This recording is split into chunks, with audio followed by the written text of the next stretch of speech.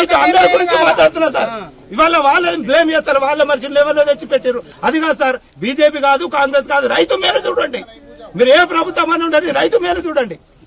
రైతు ఇవాళ 15 రోజులు అది తిండి లేక తిప్పల లేక బాధపడుతున్నారు సార్. ఇదే ప్రభుత్వం.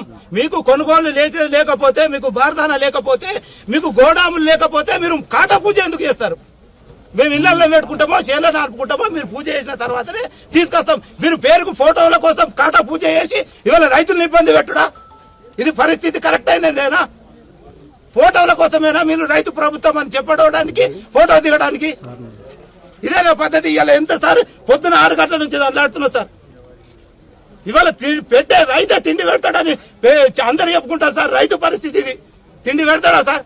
ఇవాళ నీ కొడుకుని రైతు చేయాలని కొందరు చెప్తున్నారు సార్. ఈ బాధకు రైతుని, నా కొడుకుని రైతుని చేస్తానా సార్? రైతుని చేస్తానా నేను నా 15 రోజులు సంధిస్తున్నా. నా కష్టము నా కొడుకు వాడ వద్దు అని ఎవరన్నా తెలుస్తారు. రైతు కొడుకుని రైతు చేయండి అని చెప్తారు. ఏం చేస్తారు సార్? ఇది రైతు కొడుకుని రైతు చేస్తారా? ఫ్యాన్ కింద ఉంటే 10,000 జీతం చేసుకుంటే పురాస్తారు సార్. ఇదేం రైతు? ఇది రైతు 56 కుంటలు తెచ్చిన ఇవాళ పొద్దున చేంజ్ చేస్తున్నా సార్.